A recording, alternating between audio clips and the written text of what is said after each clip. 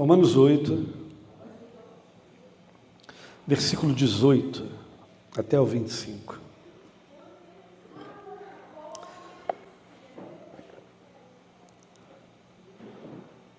Carta de Paulo, o apóstolo, aos Romanos, diz assim, versículo 18 do capítulo 8, eu leio na Nova Versão Internacional.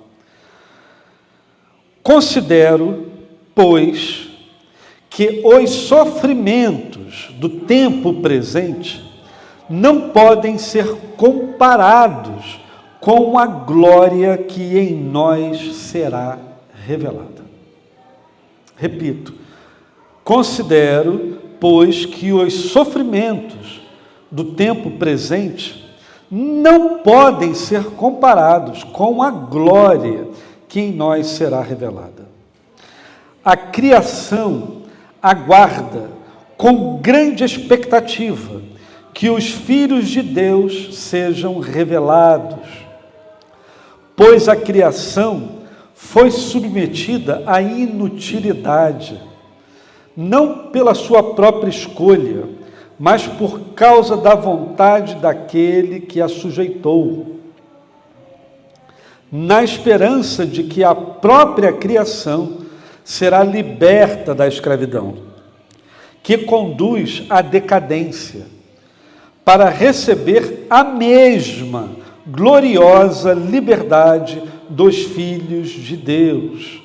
A criação que foi submetida à inutilidade, versículo 20, não pela sua própria escolha, mas por causa da vontade daquele que a sujeitou, na esperança de que a própria criação será liberta da escravidão, que conduz à decadência, para receber a mesma gloriosa liberdade dos filhos de Deus. Pois sabemos que toda a criação geme em conjunto, como se sofresse dores de parto, até agora. Agora, não somente isso, mas nós mesmos, que temos os primeiros frutos do Espírito, as primícias, gememos interiormente, esperando ansiosamente a adoção como filhos, a redenção do nosso corpo. Nessa esperança fomos salvos. Nessa esperança fomos salvos. Contudo, esperança que se vê não é esperança, pois quem espera por aquilo que está vendo? Entretanto, se esperamos o que não vemos, com paciência o aguardamos. Somente até aí. Senhor, dá que esse tempo seja proveitoso, dá que pela Tua graça o Teu Espírito nos conduza àqueles lugares de compreensão, de abertura, de expansão do nosso entendimento, para acolher a Tua palavra, a palavra da verdade, e que ela nos cure, que ela nos transforme, que ela nos conduza em direção a mais de Ti em nós, para que a gente viva com a dignidade de um filho Teu neste tempo, neste mundo, nesta hora. Que seja assim, em nome de Jesus. Amém. Amém.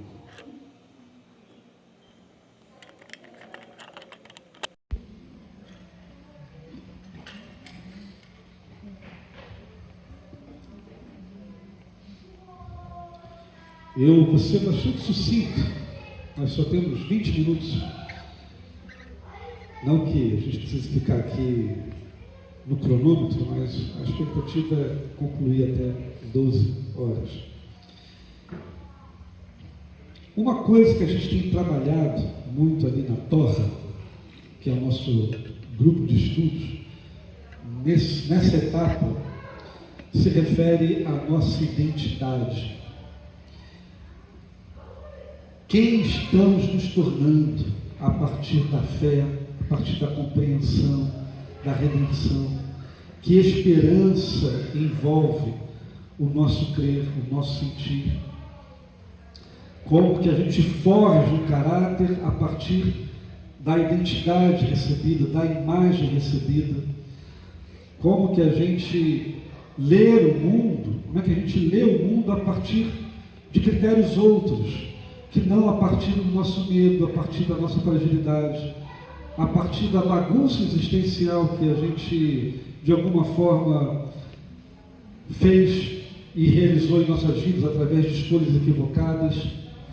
Como é que a gente faz para organizar isso numa direção límpida, uma direção que traga clareza, discernimento, amplitude, que se alinhe à proposta de Jesus ao afirmar que Ele veio para nos dar vida e nos dar em abundância. Não obstante saber disso, não garante que a gente tenha algum critério ou viva em busca dessa vida abundante. É bem possível que a gente organize a nossa vida em termos de dores, medos, sofrimentos, receios, e a partir de esquemas de repetição, a gente faz a vida acontecer assim.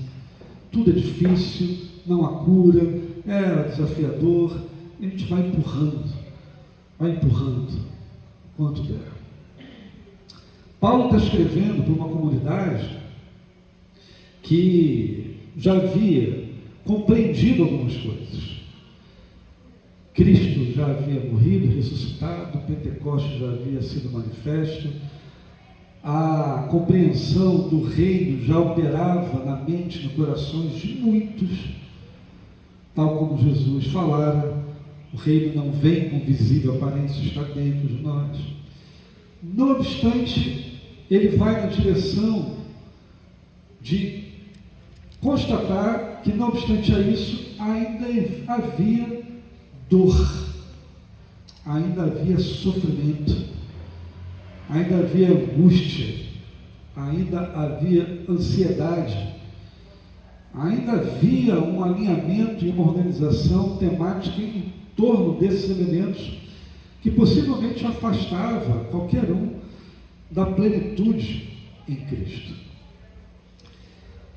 E ele não ignora o sofrimento, a dor. É uma experiência comum a todos nós, sobretudo quando a gente vai ficando adulto, vai saindo das dimensões mais infantis e juvenis, a gente vai tendo contato com a aspereza que algumas situações da vida podem promover a gente. E essas situações causam dor, causam sofrimento. E como eu disse, é possível que algumas pessoas organizem a sua vida a partir da dor e do sofrimento. Porque é uma constante, sempre. E se há uma pergunta que a gente faz diante da dor, diante do sofrimento, que acompanha a história da humanidade, e certamente já passou pela cabeça de muitos aqui, em situações limítrofes, diante de perdas irreparáveis, diante de morte, diante de velórios, sepultamentos, diante de visitas hospitalares, aquelas situações dramáticas que te encostam na parede e faz você perguntar: e aí? Qual é a da vida? Tudo que eu estou fazendo, carregando, operando, manipulando, tudo que eu estou, de alguma forma, tentando equilibrar, tudo isso está indo para onde? Esse deserto, esse sofrer, esse pesar, essa ansiedade, essa angústia, está indo para onde? O que eu estou fazendo com a minha vida? É um deserto. O destino será sempre um deserto, porque se repete, por vezes amplia. E eu estou falando aqui de uma experiência possivelmente tangível, de dor, de sofrimento, de perda, de fragilidade. mas também há espaço para aquele sofrimento que não se manifesta em gritos, em desesperos latentes, mas são lágrimas silenciosas, disfarçadas aqui e ali. É um cansaço que não para, é umas rupturas de humor, de ansiedade aqui e ali, como que não fosse permitido ao ser sofrer nem sentir, porque sentir é errado, sentir fragiliza. Então tem que bancar uma que está sempre tudo muito bem, não tem nada de errado acontecendo.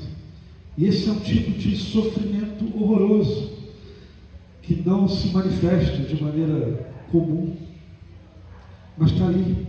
A pessoa não consegue nomear o que sente, ela não consegue identificar, mas há um desarranjo, uma euforia no ser que não consegue se assentar em lugar nenhum. E Paulo olha para isso e não nega a existência dessa realidade, mas ele se recusa a aceitar que isso seja o fim, que a situação seja o fim, porque a postura de alguns diante dessa complexidade, a postura de alguns diante dessa coisa que não muda, dessa ansiedade que não muda, desse medo latente, dessa resistência de sofrer, é uma postura às vezes de resignação. Não é assim que a vida é. A vida é assim. E confunde essa resignação com maturidade. Sou uma pessoa madura, eu sei que a vida é assim. Não muda. E vai. E quanto mais a pessoa é resignada, mais longe ela vai nessa condição. E mais sem vida ela vai ficando. Porque possivelmente, é o que o texto denuncia, a ausência desse horizonte de esperança.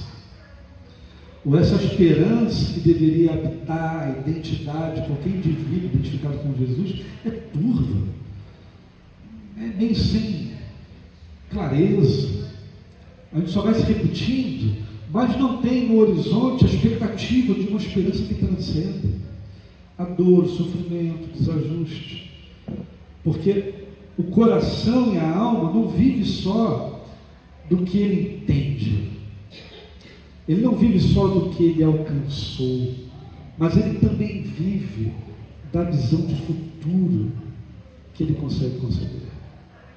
O coração vive também da imagem futura, do futuro de Deus que ele consegue elaborar no hoje. E sem esse horizonte como fundo, o deserto, o sofrer fica sem sentido. Porque é possível você experimentar dor e algum sofrimento na vida.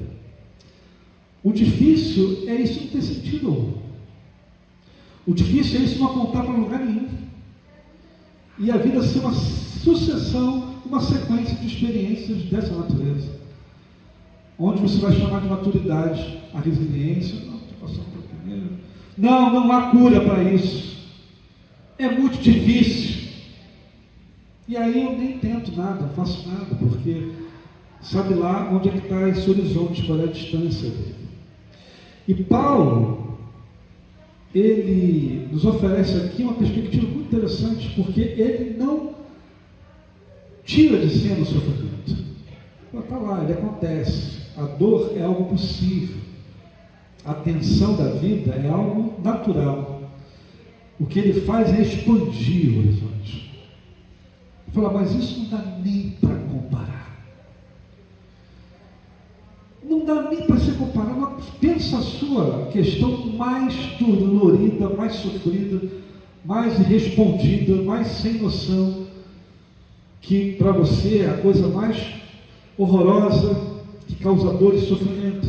Ele fala, olha, essas coisas não podem ser comparadas à glória a ser manifestada. Será que se o indivíduo não tem clareza de que glória é essa? Não tem direção para onde essa esperança aponta? O resultado é ficar alienado no caminho. É ficar se repetindo em meio a dor e sofrimento. E nem usar a dor e o sofrimento para crescer. crescer. Porque só vive a dor, só vive o sofrimento, só vive a angústia de uma alma que fica agitada porque não pode parar, porque se parar pensa e fica angustiado, então tem que ficar sempre agitado de um lado para o outro, sempre escolhendo algumas coisas para poder focar energeticamente, mas não tem o horizonte, a glória a ser manifestada. Perde. E deveria ser totalmente incompatível a qualquer um que siga Jesus na jornada, não ter clareza sobre a expectativa a ser manifesta. A promessa, a direção. E é isso que muda o jogo, é isso que muda a jornada. Porque senão vai continuar simplesmente do mais do mesmo, se repetindo, e sofrendo as dores. E possivelmente, pela falta de horizonte, interpretar a dor com mais sofrimento que talvez ela possa, de fato, estimular.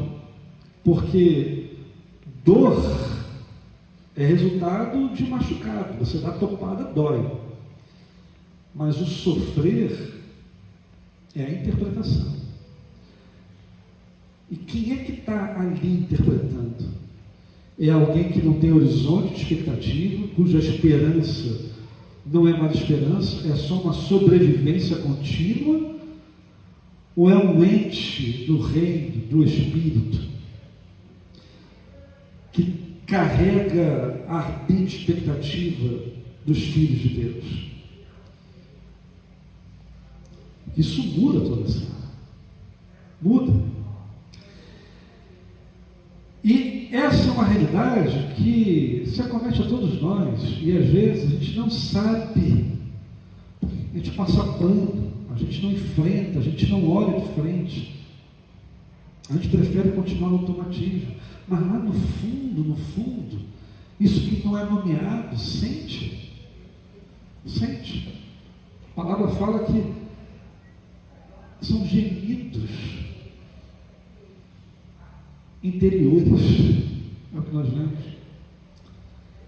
O ser fica aguardando a redenção dessa condição, sendo que não é um gemido para dor contínua, é um gemido que vai parir alguma coisa. É como um parto, como uma mulher gemendo para estar à luz. Algo novo surge. Mas o próprio Espírito, junto com a gente, a partir da gente, intercede também com gemidos inexprimíveis, porque ele vai compreendendo aquilo que não é dito, aquilo que não é impossível ser nomeado, porque não há palavras. E às vezes é tão labiríntico o processo que a gente não consegue nem abrir caminho para nomear. Mas isso não significa ausência de presença, porque o próprio Espírito vai gemendo, abrindo caminho para o parir de uma nova esperança, ou para o parir da concretude, da realização dessa esperança que deve habitar todo filho de Deus. E essa é uma redenção de ordem pessoal, individual, mas também é uma redenção de ordem cósmica, porque ele fala toda a criação. Toda a criação aguarda e geme na expectativa que ela seja redimida dessa nulidade, dessa inutilidade a qual ela foi submetida. Não porque ela quis, mas pelo interesse daquele que a sujeitou. Ou seja, isso aí entra todo desarranjo de maltrato de nós em relação à vida, em relação à natureza, tirando as coisas de ordem, de lugar. Até a criação está na expectativa de uma redenção. Novos céus, nova terra. E ela aguarda com expectativa a redenção dos filhos de Deus, a adoção como filhos, porque há essa expectativa que os nossos corpos serão libertos da concretude, que a nossa mente será liberta dos esquemas que a aprisionam, tornando-a livre para poder expandir e conhecer a multiforme graça de Deus em toda a sua plenitude, aprendendo a viver contente em toda e qualquer situação.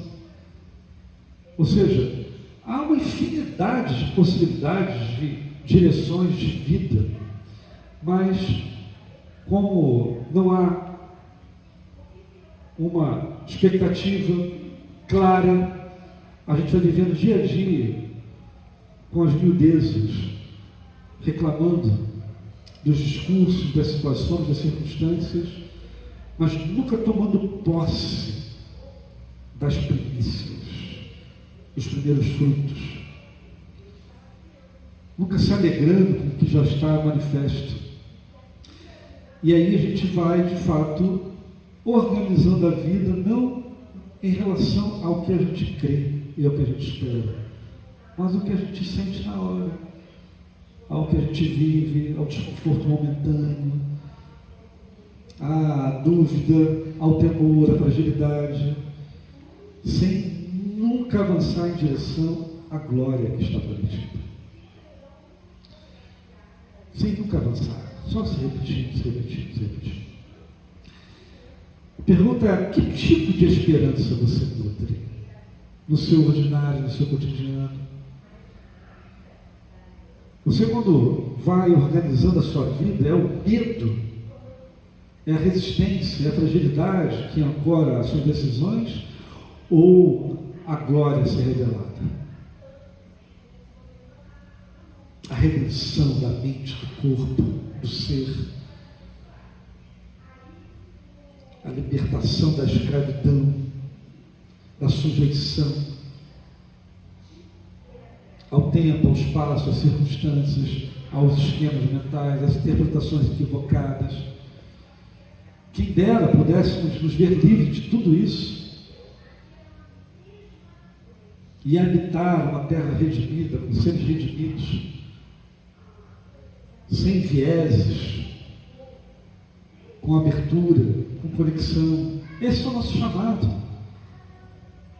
para ser e viver com plenitude. Agora, enquanto a gente fica somente na resignação, do tipo, a resignação mostra o que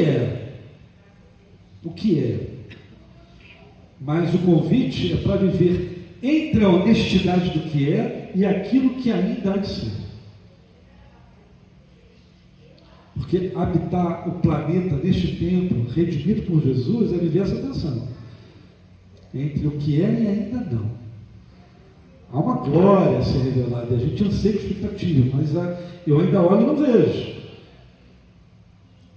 Mas Paulo fala: eu já estou assentado nas regiões celestiais. Você nutre esse tipo de perspectiva? Ou é só o dia a dia? Então, entender que sim, determinadas coisas são o que são, mas não é o ponto final, porque o convite é para viver entre esse ponto de honestidade, de resignação e aquilo que ainda há de ser. Então, esse é um movimento necessário, sair da resignação e se abrir para a expectativa. Por que você limita? Por que você filtra? Por que você impede? Porque entre tantas coisas maravilhosas você vai mirar no fracasso, na fragilidade, na impossibilidade. Porque sempre foi assim, e daí que sempre foi assim? Isso quer dizer que vai continuar sendo assim? Então aquele que nos chamou da morte para a vida tem impossibilidades. O imponderável não pode ocorrer. Esquisito mesmo é você aceitar isso e não questionar essa mediocridade da alma. É preciso decidir, ter postura, atitude, sair da resignação e ir em direção a essa abertura de expectativa. A outra coisa é entender que há coisas visíveis. Se você olhar para a sua vida, você pode reparar o quanto você já cresceu, quanto você já elaborou, quanto você já se desenvolveu. Isso não é obra da tua carne, não é obra da tua fisiologia. Isso são primícias, são os primeiros frutos. Se você tem a capacidade de arrependimento, de perceber equívocos, de se propor novas rotas, isso são oportunidades, são os primeiros frutos daquilo que ainda há de vir em abundância. Então, é saber lidar com o visível, mas carregar também a promessa dessa redenção completa, para essa liberdade completa de ser, não só no agora, no hoje, mas no tempo eterno, ser conhecido assim como Ele nos conhece. Sem capacidade de transcender, a gente fica só na caixinha, sabe? Dos departamentos, do ordinário da vida, do trabalho, escola, cinema, clube e televisão. Então é saber reconhecer que já há primícia, já há fruto, mas se abrir para aquilo que está prometido. Saber que essas coisas, seja lá quais forem as adversidades, não podem ser comparadas à glória que será revelada. E se o crente, o discípulo, esse identificado, não tiver isso no horizonte, acabou-se a esperança. Aí ele vai viver só de otimismo. Tem uma diferença do otimismo e para a esperança. O otimismo espera que tudo vá dar certo. O otimismo tem a expectativa que tudo dê certo. A esperança, a esperança nos convida a continuar confiando em Deus, mesmo que as coisas não deem certo. Paulo está falando aqui de um otimismo, está falando de esperança, de se abrindo para compreensões a respeito do que vai acontecendo.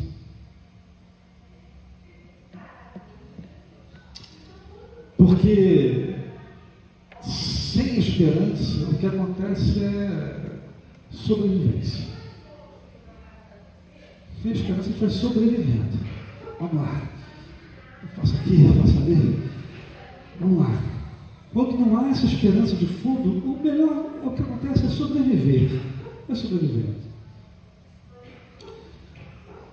Mas o convite que está sendo feito aqui é sair dessa sobrevivência e transitar para peregrinação, para peregrinar, para caminhar. Que ele fala, caminhar com paciência. E esse termo aqui no original revela uma atitude ativa enquanto se espera. Não é a paciência de quem está simplesmente estou fazendo nada, estou esperando isso acontecer. Não, é uma atitude ativa de peregrinar a despeito das circunstâncias, a despeito do que está acontecendo, a despeito das vivências. Eu vou continuar caminhando em direção ao meu chamado, no dia bom, no dia ruim, porque eu sei qual é o peso da glória a ser revelada. É aguentar a pressão e caminhar com disposição de se abrir para acolher tudo aquilo que seja revelação de Deus e fazer isso transitar pelo ser para que haja uma transfiguração de quem se é a imagem do Senhor. Se não for assim, a gente só está sobrevivendo. O horizonte está possivelmente curto. E quando a gente anda sem esperança, a vida vai desprendendo. Tudo fica maior. Tudo fica maior. É uma dorzinha, é uma topada.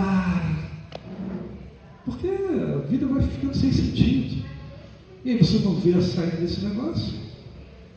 Tudo vai ficando curto demais.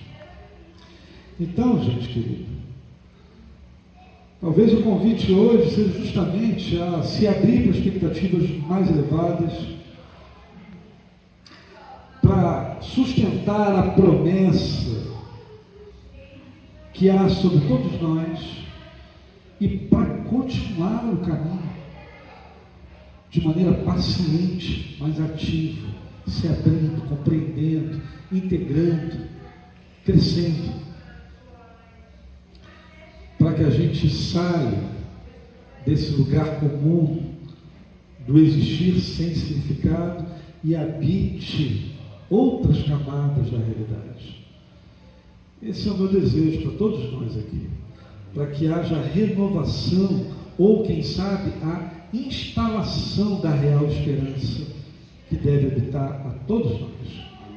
E que isso possa produzir em nós desejos sinceros e profundos de mudança. De mudança. É isso que eu quero falar com paciência, atividade, decisão. Ah, mas vai ser difícil. Problema se vai ser difícil. O convite é: vai em frente para ver o que acontece. Ajuste o foco para a esperança a ser revelada. Sai da limitação e amplia a expectativa. Vive conforme a promessa. E sai desse modo de sobrevivência para ir para o modo vida abundante. Esse é um caminho, é um processo de glória em glória, de fé em fé. A certeza é que, seja qual for a circunstância, Ele está lá junto com a gente. Se a gente não souber nomear, Ele está gemendo junto com a gente no nosso interior. Até que uma nova vida seja parida em graça e glória. Vamos ficar de pé. Se isso faz sentido para você, se isso de alguma forma te encontrou, ressoou, e você deseja aprofundar essa conversa, uma direção de coisas práticas a serem observadas, a serem seguidas, procura a gente. Procurar o pastor Paulo, pode procurar a mim. A gente vai encontrar meios de caminhar juntos, seja qual for a circunstância, tá bom? Vamos orar juntos? Vamos orar juntos. Senhor, obrigado pela herança, obrigado pela tua palavra, obrigado pelo seu cuidado, obrigado por nos permitir renovar e fundar a nossa esperança em Ti. Que a nossa compreensão se alargue para acolher tudo aquilo que está à disposição da vida em nós. Que a gente ouse ir na direção daquilo que faz sentido. Que a gente ouse abrir mão de esquemas, de repetições, de afunilamentos, de enquadramentos que não podem gerar vida. E no lugar disso, a esperança certa e nova se estabelece. Amplia esse horizonte, nos dando a capacidade de discernir qual é o nosso chamado em Ti e qual é o peso dessa herança e glória a ser manifesta. E que isso vá encontrando sentido no dia a dia, no ordinário, no cotidiano, nas pequenas decisões, nas grandes decisões, no desejo de ir na direção da vida e de servir. Que isso vá amadurecendo a nossa postura no dia de hoje. Que Teu Espírito atualize toda a Sua palavra aqui hoje como verdade sua e transforme a cada um de nós em tudo aquilo que podemos ser em Ti. Que seja assim, a Sua glória, em nome de Jesus. Amém e amém. Muito bem. Estamos concluindo o nosso encontro. Que bom que você esteve aqui. Esperamos você no próximo encontro. Traga alguém para conhecer as experiências desse encontro, que você acredita que possa se beneficiar de se conectar a uma experiência como essa. que haja sabedoria, como Paulo bem lembrou aqui, Tiago, peça a Deus que Ele dá livremente a todos que pedirem. Então, você possa ter sabedoria para conduzir a sua semana, você possa ter paz para discernir os desafios e tomar a melhor decisão, que a luz do Senhor resplandeça sobre todos nós, nos dando clareza sobre o caminho e a direção a seguir. E que o Espírito de vida nos conecte, nos energize e nos anime durante todos os dias. Que seja assim, em nome de Jesus. Amém. Amém. Separe um tempo para a sua disciplina, leia a palavra, entra no teu quarto em silêncio, cresça no Senhor, na graça e no entendimento. Vamos juntos. Beijo no coração. Até mais.